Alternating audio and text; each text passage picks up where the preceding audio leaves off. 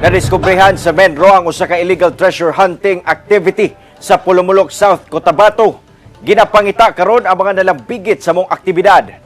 Gikumpirma sa composite team sa Menro Pulumulok na dunay illegal treasure hunting activity sa Barangay Palkan sa Pulumulok South, Cotabato. Yang ila kining giadtuan human na dawat ang report kalabot niini. Nakita nila ang lawom nga kinalutan sa yuta apan natabunan na kini og mga dagkong bato.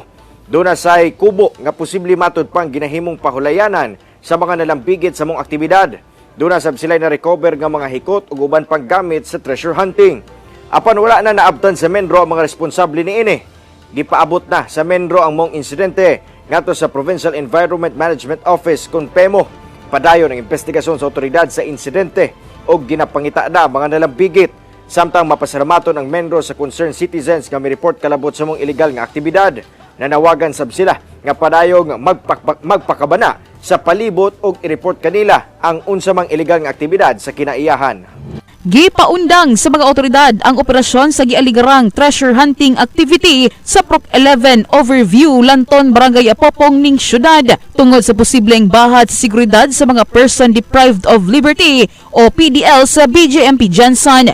Gibutyag ni Police Major Robert Forres nga kauban sa ilang himong inspeksyon ang mga sakop sa Senro Jansan ug BJMP ug nasuta nga positibong adunay kinalutan sa maong dapit. Nasuta nga usa ka pastor ang nanguna sa mong illegal nga aktibidad ug wala matud pay mga saktong dokumento gikan sa Environment Office sa pagpahigayon niini. So the pastor strongly denies that the purpose of such excavation, yung mga malalim na butas na hindi daw treasure hunting. He explained na yung purpose ng malalim na butas is para maghanap ng tubig, no? Mag-construct sila ng deep well, but with the assessment ng city engineering, Senro, it's not designed for such, no? So parang lumalabas na sabi ng team ng Senro is it's not designed for yung patukod og tubig, no? Source of tubig, kundi it's a treasure hunting. Sumala usab ni Jail Superintendent Ruben Olivo usa kini kadakong bahad sa mga PDL tungod anaa lamang sa 50 metros ang kalayon niini gikan sa ilang pasilidad. Ito nga pinangambahan namin na baka maging opportunity ito na baka makatakas ng ating mga PDLs dahil napakalapit nito sa atin. Nangyari na kasi ito siguro mga 10 taon na nakalipas, no, or more.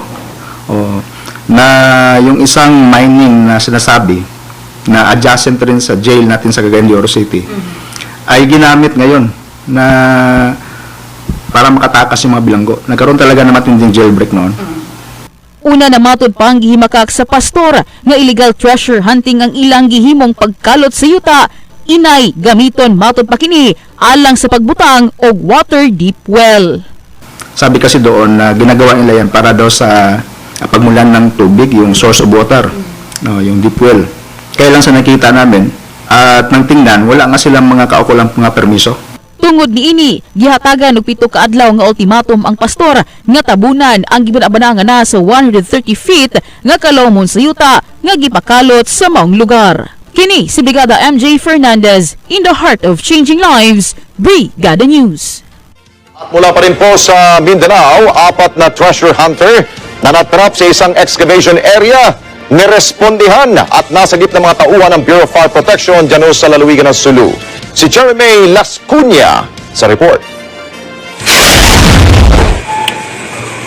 Pinangunahan mismo ni Municipal Fire Marshal Senior Fire Officer Abdul Chartakung ang pag-rescue sa 4 na mga treasure hunter na natrap sa loob ng open pit sa isang excavation sa Kasanyangan Village sa bayan ng Hulu, probinsya ng Sulu. Nang maratnan sa loob ng mga rescuers, ang 4 na biktima ay nasa pagkabalisa at nahihirapang huminga. Sila ay agad na tinulungan ng paggamit ng self-contained breathing apparatus at matapos ang mahabang oras na pag-rescue ay matagumpay na naligtas mula sa panganib ang 4 na biktima.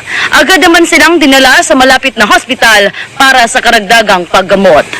Nagpasalamat naman si Senior fire officers takong sa mga government and non-government organization na tumulong sa matagumpay na pag-rescue sa 4 na biktima. Mula dito sa Zamboanga City, Cherry May Lascuña para sa Mata ng Agila, matatag, matapang, matapat. Isa ka veterano nga treasure hunter, gipakita ang iya mga nanari-sari nga antique collection. Yaring balita nga aton gintutukan. 37 na katuig na treasure hunter si Cobra. Bangon sa iya propesyon kag hilig sa pagkolekta sa mga nanari-sari nga antigo nga bagay. Nakalabot naman ini sa nagkalain-lain nga bahin sang pungsod. Pila sa iya mga koleksyon ang gikan sa pungsod Taiwan, China, Egypt kag Japan. Kabahin diri ang nagkalain-lain nga sahi sang espesyal nga espada, sundang kag korona. Pero paano bala sini nakuha ang mga koleksyon? Because of my group, no, may mga tao tayo, then ginaturn over nila sa aton because nga sila wala kapasidad, no, to facilitate, hindi nga marunong sumulat ng pangalan. So itong mga taong ito, different tribal, nagtrust sa atin.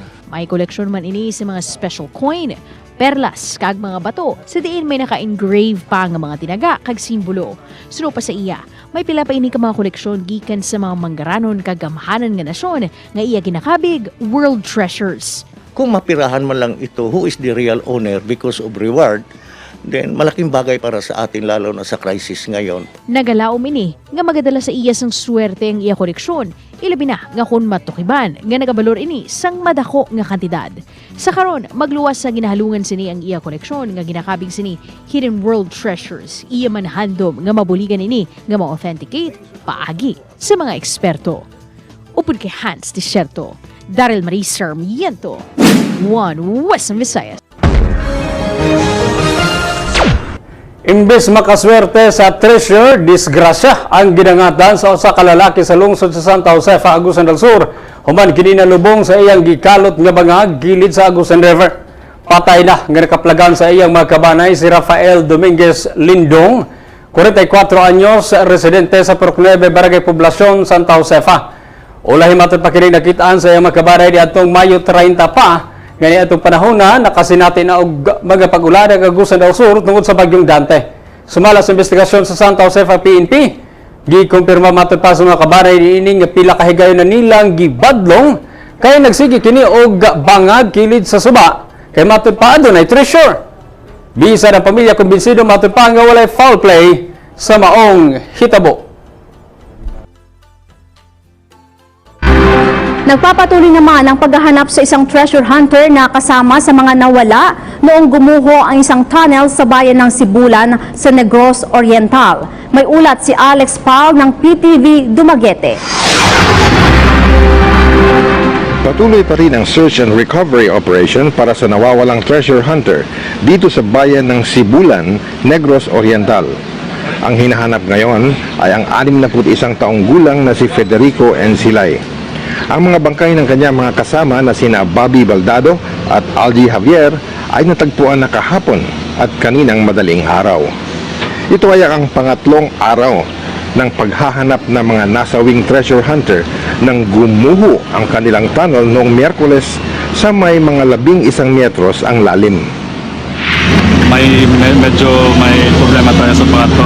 So we excavated very deep na and then wala pa rin signs. And right now sir, we have some challenges yung ulan po. Tapos nag-hirap po kami.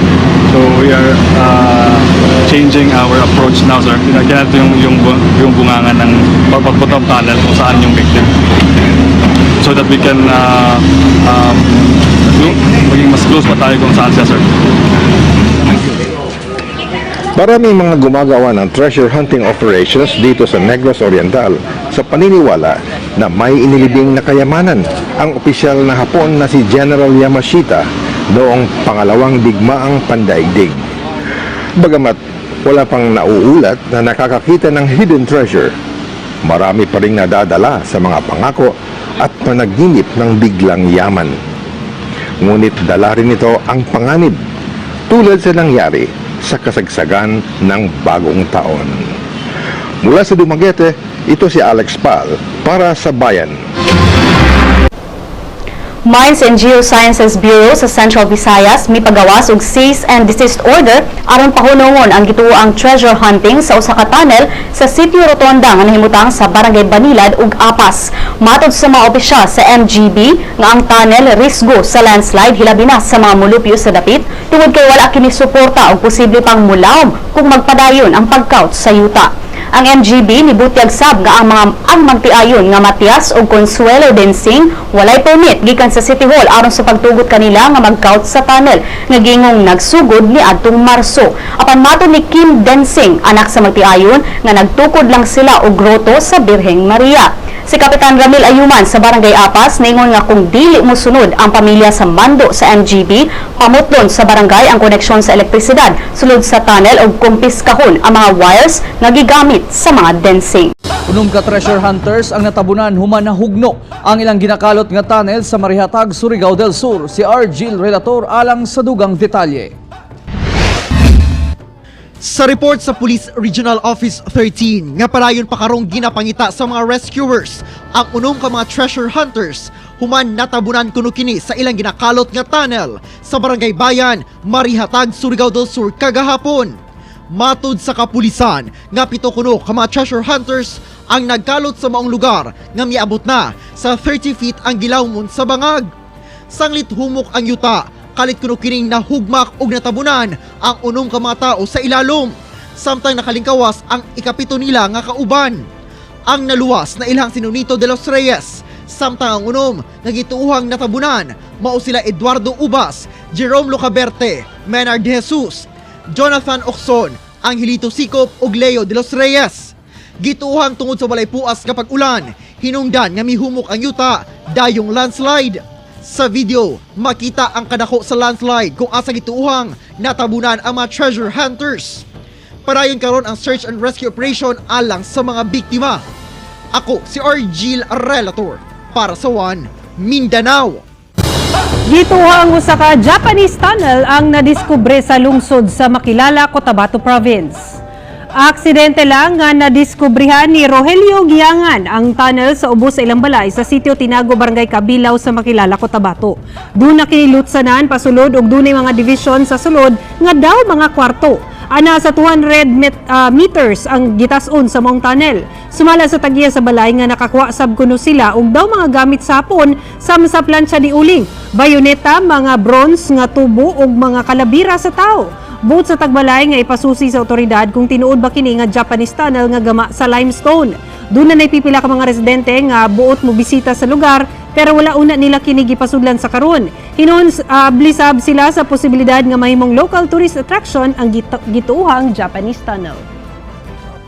Nakita na ang lawas sang isa ka treasure hunter kagabi sa tunga sa nagapadang nga search and rescue operation sa nag-collapse nga tunnel sa barangay Bulok-Bolok, Sibulan, Negros Oriental. Nakilala ng persona nga si Algie Javier, 29 anyos nga anay, overseas Filipino worker. Siya ang ginapasuni nga nagapanag-iya sang gold detector nga gingamit sa treasure hunting. Ang duwa nga padayon ginapangita amo Sanday Feliciano Encelade Sr., 62 anyos, kag Bobby Baldado. Una na nga na-rescue si Mauro Alforque, 44 anyos, nagserve lightsman sa grupo. Ginpayag sa Mines and Geosciences Bureau 7 nga illegal ang ila operasyon kag wala pahanugot o kon permit gikan sa National Museum of the Philippines. Upat ka tawo ang patay human giingong na-suffocate dihang aduna sila'y nakalutan nga mibuga ug bagang aso atol sa ilang matud pa pag treasure hunting sa usa ka langob sa Kadingilan, Bukidnon. Tulo ka laing kaubanan naluwas. Adi report. Adlawng Lunes, na-recover sa mga personahe sa Provincial Disaster Risk Reduction Management Office sa Bukidnon ang usa ka patayng lawas sa 21 anyos nga lalaki gikan sa sulod sa usa ka langob sa Sitio Tinago, Barangay Kabadyangan, Kadingilan, Bukidnon.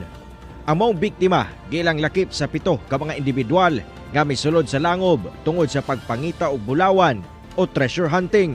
Gilayon sab na kumpirma sa otoridad nga aduna pay laing 3 nga nahibilin sulod sa mong langob. Nasayran sab nga daan ang nakagawas og naluwas ang laing 3 nga misulod sa langob. Nangandoy manggaling nga mga dato og ilay mo magpatulo na nagsingot dili na lang magmangandoy ngun anang mga butang.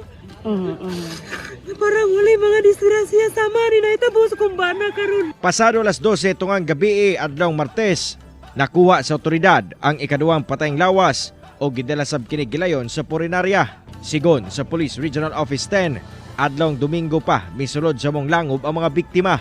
Aduna kuno sila'y nakalutan sulod sa kuweba kung asa migawas ang bagang aso. Hinungdan nga na-suffocate kini. Nag-produce ito ng maraming smoke. That's the time na parang na-suffocate na sila. So they are trying to get out from that cave. But then unfortunately, yung 4 lang yung nakalabas at yung 4 is na-trap sa nasabing kuweba. Ginaimbestigahan sab sa kapulisan kung illegal ang gihimong treasure hunting sa mga biktima. Karon, nagpadayon ang ginahimong retrieval operation nga ginahimo sa otoridad sa mga nahibiling patayng lawas sulod sa langob. Nananawagan po tayo sa ating mamamayan to report any illegal activities like this, no, yung nagte-treasure hunting po tayo na walang permit kasi aside na nakaka-endanger ito ng buhay ng mga taong nag-i-engage ng treasure hunting, is nakakasira din ito sa ating kalikasan. Ako, si Cyril Chavez para sa One Mindanao.